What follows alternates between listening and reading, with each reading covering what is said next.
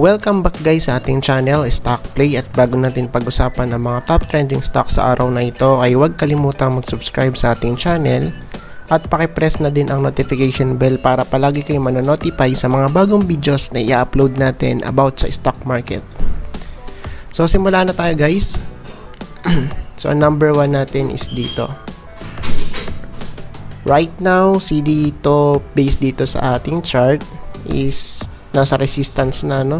So almost nasa resistance na. So around 6.45 pesos. Okay. So tignan natin bukas kung magfa-follow through to, no? At possible breakout. So let's see. And sa part na to is pa-uptrend siya guys. Excuse. Ayan. So pa-uptrend siya guys right now. And if ever na siya ay ma-reject dito, so dito ang support natin. Ayan. Sa 6 pesos. So same pa rin tayo ng bias dito, no? Siya ay nag-retest dito sa ating resistance na sinasabi, pero still, ayan, possible pa rin naman siya ay makaakyat dito sa 6.5. So na-touch lang niya yung area na 6.4. Yan, kaya possible mag-retest pa to. Ayan, hanggang dito, no? Ayan, sa upper side niya 6.5, or possible siya ay mag-breakout dyan. So if ever na magbe-breakout si dito, so base dito, possible around here. Okay, dito possible. Ayan. Alright. So sa part na to, if ever, no? If ever na siya ay magbe-breakout, so possible 6.75 or 6.8. Malapit dito guys. Okay, sa 6.8 pesos. Ayan, pagka nag-breakout dito, ang next target price natin for dito is around here 6.8. So bakit? Based dito sa kanyang macro view, we have here a strong resistance, ano? So saan yun? So ito yun, no? First, second, third, fourth, tapos fifth, and possible dito nga 6. Okay, so watch out for this area, no?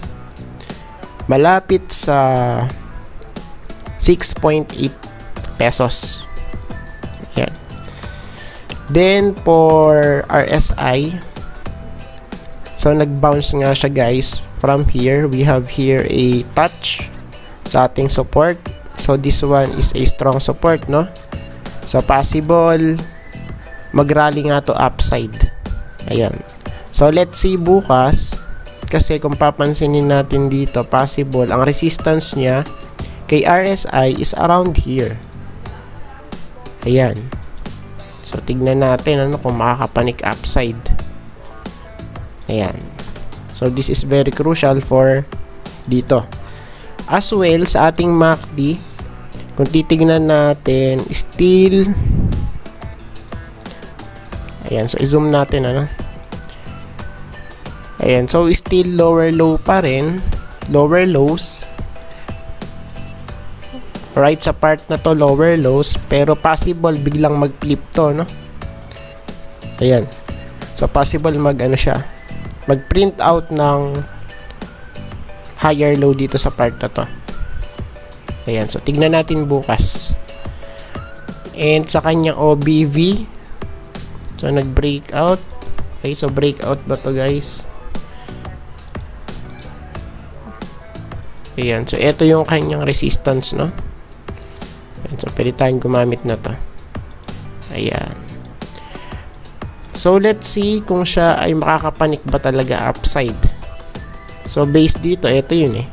First resistance, second resistance, and this one, so siya ay nakasawsaw pa lang. So dapat, kung talagang bullish pa si dito, dapat makaangat dyan.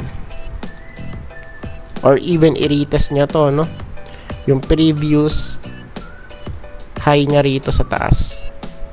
Ayan. So, tignan natin bukas kay dito. Alright.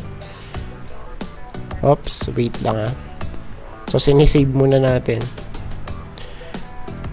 Ayan. Alright. Next natin is si ACEN. ACEN. Ayan. ACEN. Yan. And sa part na to guys, and kung titignan natin based dito sa ating na-drawing na resistance, so ito yung first, second, third, fourth, and right now guys is nag-hold siya ron tapos nag-pump. So from here sa uptrend line natin na to, so sukatin muna natin kung ilan yung rally niya. Okay, from this point, ayan sa low niya, tapos hanggang dito sa peak. So almost 6% guys, ano? And sa part na to, tignan natin kung siya ay magkakaroon pa ng rally upside. Ayan, so possible pa rin, ano? Kasi kung titignan natin, ano to all time high ba? Okay, so check muna natin. Ayun, so tama, ano? All time high to guys. Ayan. So let's see, kasi based dito, ito ang ano niya, strong resistance, ano? Then nag-break out guys dito sa part na to. So this is very crucial kay ACEN kasi okay, ito ay strong resistance. So this one since noong 2013, no? So ito yung first, second, third, fourth, fifth, and sixth. Yung sa pang 6 retest guys, so dun na nag-break out si ACEN. Okay? And sa part na to, this pattern is so bullish, ano? For this one, since kabe-breakout niya lang sa neckline natin, ano? So, nag-breakout to nung September. Ayan, sa part na to, ayan, so possible pa nga na makaakyat to. Kasi nag-hold dito guys, Ayan, sa ating previous resistance. And now, acting as a support. So, sa part na to, ayan, so pwede natin sabihin na this part is a support. Okay, malapit dito guys. Right here. Ayan. So sa 3.5 pesos. Ayan, so pwede natin to sabihin as support, no? Okay, around here. Then i-check natin dito. So pataas pa rin siya, no? Okay, so almost 81 yung kanyang value sa RSI. So pagka pumasok ka rito is delikado na since siya ay all-time high. Okay, so delikado yan guys, FOMO kumbaga. So palagi nga nating sinasabi, bonus na lang kung tataas. Okay. And sa part na to, still bullish pa naman din sa histogram. Ayan, so bakit natin nasabing bullish? So syempre, si histogram is nagpiprint out ng higher high.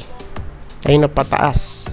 Okay, pataas guys. Kaya possible, tumaas pa nga siya.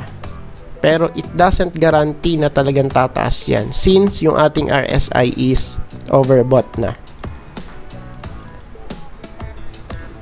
And si OBV, so pataas ng pataas guys, ano? So ito yung per support. Ayan, if ever na siya ay magkakaroon na sell off. And this one is the second support. Ayan. So tignan natin, ano? So based dito sa demand niya, talagang in demand to. Ayun, maraming sumakay. Ano, pa-uptrend siya, guys. Save natin.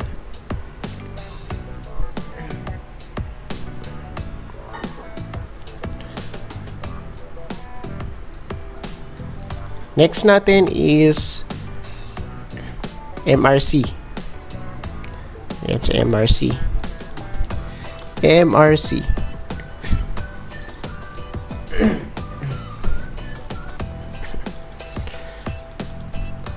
Well, kay MRC, kung titingnan natin, ayan, so nag-retest na nga dito sa ating resistance, no? And sa part na to, mahabang wick ulit. Mahabang wick sa taas. So, syempre, sa part na to, maraming nag-take profit. So, bakit maraming nag-take profit dito? Since siya ay nag-bounce dito sa may support, so, syempre, yung mga nakabili rito around sa 0.33 is nagbenta na rito. Yan, kaya kung papansinin natin yung candle natin is mahaba yung wick sa taas. Okay? So sa part na to, much better kung kayo ay bibili syempre sa support, no? Pero take note, guys. Ayan, parang nagki-create siya ng triangle pattern. Okay? So, tignan natin kung magpe-play out to, no? So, this one is symmetrical triangle pattern. So, most likely or more likely, pagka symmetrical triangle pattern tapos nagpakita siya sa uptrend, ayan, kasi uptrend to eh. So, possible, this one is a continuation pattern, no? Ayan. So, base dito, possible is malaglag siya rito. Ayan, sa 0.34.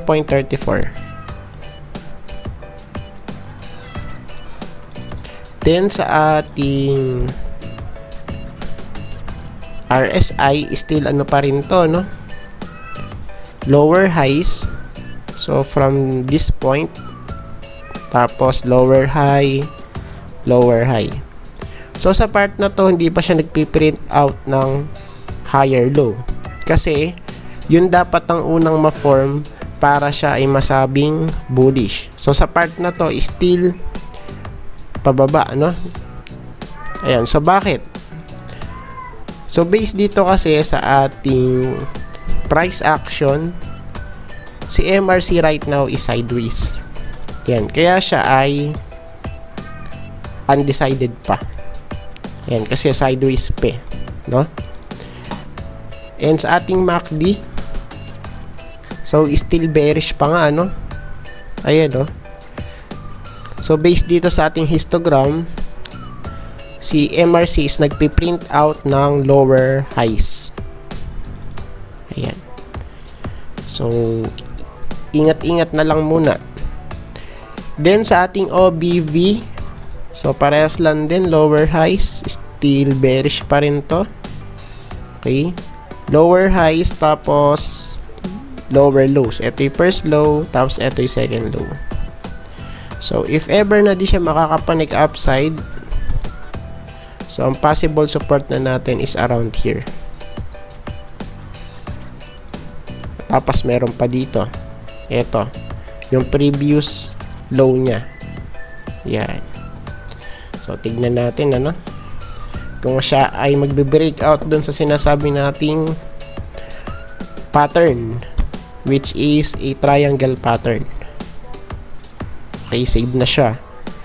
Next natin is si nickel. Nickel na isend natin.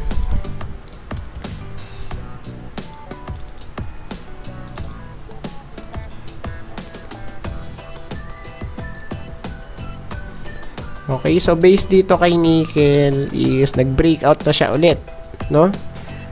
So based dito sa ating past analysis, so this resistance is na breakout na ni nickel. So what price, ano? So syempre sa 3.75 pesos. And ngayon titignan natin kung saan yung next resistance niya. So for this one, kay nickel, so possible is around here. Dito. Yan, so dito sa part na to, possible, no?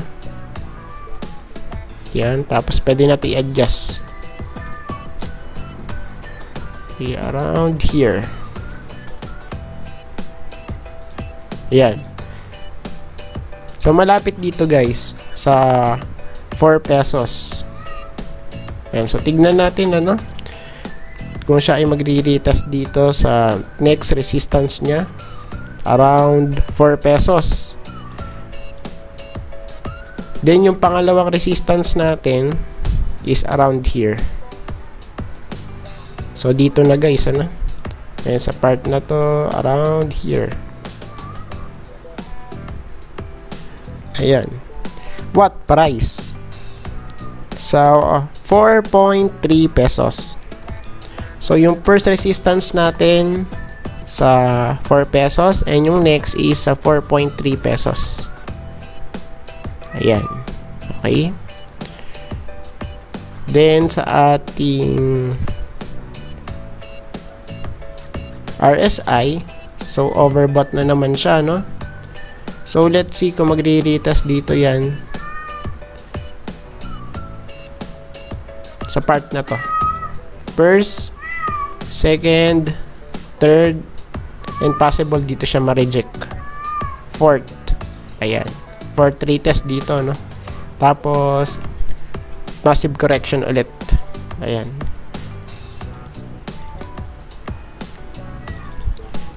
Then, for MACD, ayan, so nag-print out na siya ng higher high dito, no? So, ito yung first, tapos, ayan. Okay? So, this one is a higher high sa part na to. Kaya, dapat masustain to guys, no? So, bukas, ang dapat natin expect is another high. Kay nickel, ayan. Then, for this one, kay OBV. So, grabe guys yung volume na to, no? Ayan na, talagang merong pumasok. So, if ever na siya ay magko-correct, kasi based dito sa ating pattern, this one is cup with handle pattern, eh. Ayan, no? Diba? So, if ever na siya ay magkakaroon na sell-off, so possible dito sa neckline magko-correct. So, ito yung first, tapos bounce or isa pang sell-off. Ayan. So, tignan natin kung magpe-play out to. Pero still possible pa rin na siya ay umakyat. So, tignan natin bukas. Save natin. Save. Ayan. Save. Kanina super antok talaga ako. So, anyways, let's move. PXP. So, PXP. Ayan. So, check natin to, no? So, still mahaba pa rin. Ayan, so we have here a retest sa kanyang resistance. Tapos, kung papansinin nyo guys, super haba ng wick, oh. Meaning, maraming nag-take profit dito sa resistance na to. Sa 11.5 pesos, malapit dito guys. Okay. So, sa part na to, ayan, sa ating moving average, malapit na talagang crossover, no? Or yung tinatawag natin golden cross. So, eto si 200-day moving average, si red line, and si blue line, si 50-day moving average, and si green line, si 100-day moving average. So, tignan natin kung magpe-play out to. Then, syempre, dapat eto mag-hold. So, yun nga lang, meron tayong dalawang gap up na di pa na-filled, no? So, eto yung first. Kaya sa part na to. Tapos ito yung second. Ayan. So, tignan natin kung siya ay ma-filled. So, syempre, kung siya ay ma-filled, yung sentiment natin is magiging bearish. So, from here, sa 10.98, ayan, so possible siya na magkaroon na sell-off, if bearish. So, possible na magkaroon to ng sell-off if bearish. Ilang percent? So, from here, ayan, so pwede 29% or right sa part na to 52%. So, negative 52 and negative 29%. Pero disclaimer guys, hindi natin sinasabi na kung mo siya ay gap up dapat ma-filled, no? So, tingnan na lang natin kung sino yung mananaig, if yung bears ba or yung mga bulls.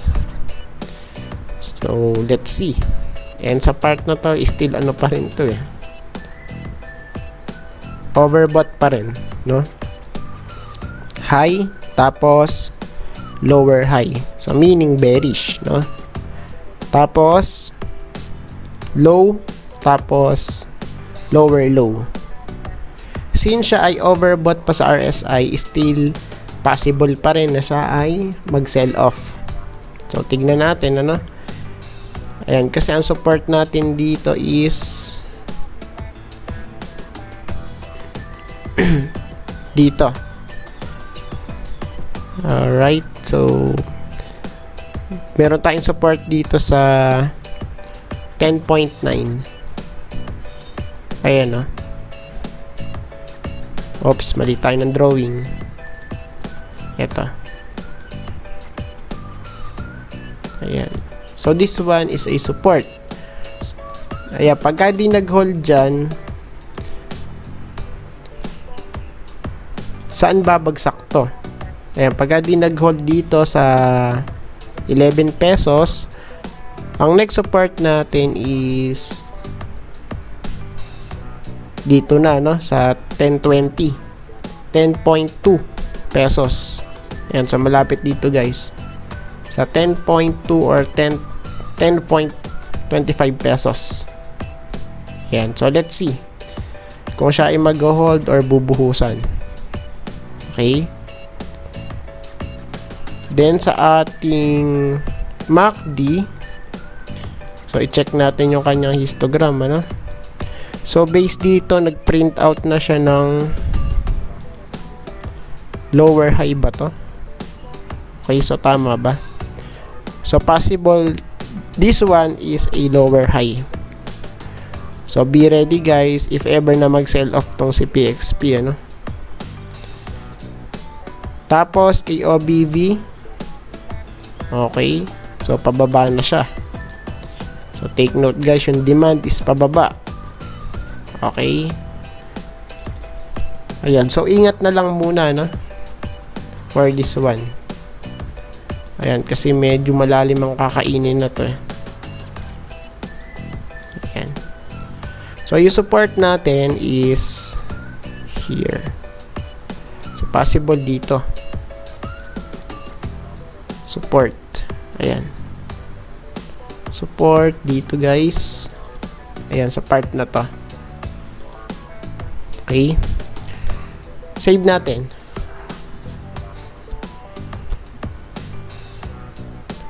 Lower highs to. Diba? Wala katagal mag-save.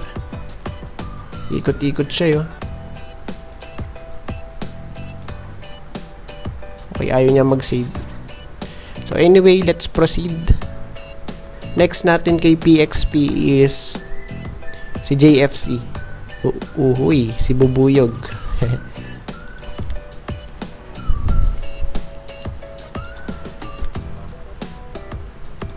Alright, sa part na to kay JFC, so nagpiprint out siya ng puro ano, no? Puro weak. Okay, mahabang wick sa taas na to. So, meaning, parang nahihirapan siyang makapanik upside. Okay? Pero ang good news, still nag-hold siya rito sa may taas ng support or malapit sa support. So, yung support natin dito kay JFC is around 165 pesos. Dito guys, sa part na to.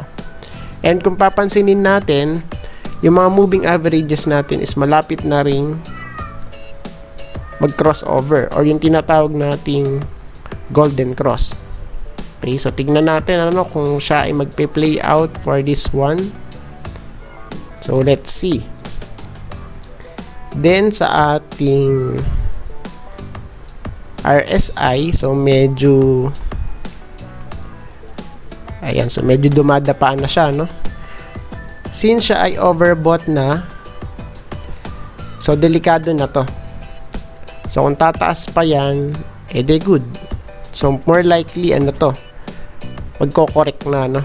Ayan, kasi overbought na siya. Ayan, para sa mga hindi pa nakakabili, pag kayo sasabay, okay, mahirap na maipit guys. And kay MACD, so wala pa namang lower high dito, no? Ayan sa may ano niya, histogram. Tapos si MACD line at signal line is super na nakabuka, nag-diverge guys. Okay, so let's wait for the corrective part kay JFC.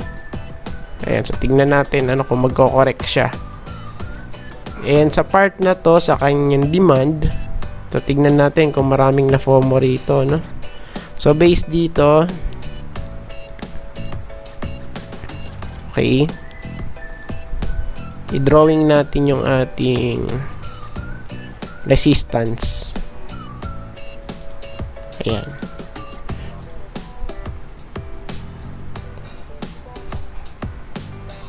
Okay, so nag-breakout na siya dito, no? Sa previous resistance niya, and right now is nasa second resistance na siya. Then for the next resistance, isa part na to siguro. Ayan, so this one is medyo matigas. Ayan, pero still meron pa rin dito guys, no? Ayan. So tignan natin kung siya ay aakyat pa. Kasi based dun sa ating RSI, overbought na siya sa JFC. Excuse. So save natin. Save. Ayan, parang minamalat ako. Ay, Ben. So next natin is JFC tapos MM. Ayan. So super excited na ako kay MM kung ano nangyari dito. Nag-hold kaya? Tingnan natin. Uy, nag-ano siya. Nag-rally guys. Alright, sa part na to nag-rally siya. Pero still, okay, so hanapin natin yung resistance. Alright. So base dito, ayan, so nasa resistance na siya, no? So this one is a retest for horizontal resistance. And once guys nandi siya makapanik, so syempre dito yan. Ayan, so may support natin around 3 pesos, malapit dito guys, ano? Sa 3.1 to 3 pesos. Ayan, kasi meron tayong mga confirmation dyan or mga confluence na tinatawag. So base sa cloud, may flat line. Secondly, sa moving average, may confluence. Ayun, no? Okay, so malapit sa 3 pesos. Ayan, so tignan natin kung magpe-play out. Then for this one, okay, so bumalik sa taas. Hindi siya bumaba rito, no? Ayan, sa may support natin. So tignan natin if ever na magse-sell off to. dapat mag-hold dito yan. Dito, no? Sa may ano natin, sa downtrend line. So, ito yun eh. First, second, tapos dito, parang fake out eh, no? So, tignan natin if this part is a fake, ano? Fake part. Ayan, kasi biglang umangat ulit eh. So, tignan natin bukas. NK MACD is still lower highs. Ayan, so bearish pa rin sa MM right now. Okay? Lower highs. And si MACD line at signal line is medyo flat, no? So, nagko-converge. Ayan, sa part na to. Then, sa ating OBV, so, still possible pa rin itong na-drawing natin na to, no? So, ito yung first, and sa baba, second, third, tapos possible dito yung fourth. If ever, no? If ever na di siya makakapanik dito. Ayan, sa may resistance niya rito. So, we have here many touches. So, 1, 2, 3, 4, and 5. Ayan, so malapit na siya sa resistance. Ayan, so tignan natin kung makakapanik, ano? So, if ever na di makakapanik yan, alam nyo na kung saan siya dapat mag-hold, si MM. Next natin si Now. Uy, dalawa na lang, dalawa. Ayan. So, let's see for this one. So, retest. Ayan. And right now, si Now is nasa resistance, ano? Dito sa 5 pesos. So, if ever na siya ay magbe-break out dito, so, possible na resistance natin is, okay, so, check natin. Ayan, so, dito na. Sa 6.38, ano? Ayan, no? Okay. 6.38 pesos. Ayan, so dito na. Dito guys. Okay, malapit dito sa 6.4 pesos. Pero pwede natin ding i-consider to, no? Yung wick na to as minor resistance. What price? Edi ayan, sa 5.6 pesos. Ayan. So, kung siya naman ay magiging bearish at hindi makakapanik upside, so, possible sa support yan, syempre. So, babalik dito yan. Dito. Sa 4.3 pesos. Okay. So, let's see. No? Next natin, si RSI is still nasa downtrend pa rin to eh. Lower highs, no? So, ito yung first high, tapos second lower high, third, tapos here is the retest. So, kung di nga siya makakapanik, dito ang bagsak niyan. Ayan, kasi meron tayong trend line dito eh. So, ito yung first, second, third, and possible dito yung fourth touch. Then for MACD, so we have here bearish crossover. So bearish to, no? Right now, based dito sa ating MACD. And sa ating histogram, lower low. Ayan. So this one is bearish. Based dito kay MACD. So tignan natin kung siya ay makakapanik upside. If hindi, so syempre this MACD will print out another lower low. So tignan natin bukas kung siya ay magbe-breakout doon. So sa part na to still nag-struggle pa din siya, no? Ayan. So, tignan natin bukas kung ano yung mangyayari kay Now. Then, save.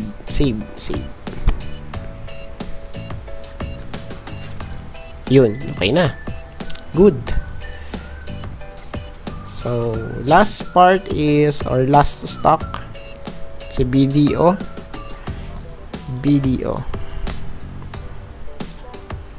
Okay. So, i-check natin. So, based dito, we have here a gap up. So, from here, sa 94 pesos. Ayan, so, nag-rally siya hanggang 97.6 pesos. So, almost ilang percent. So, from here, ayan, so, nag-jump siya ng ilang percent. So, 4% guys.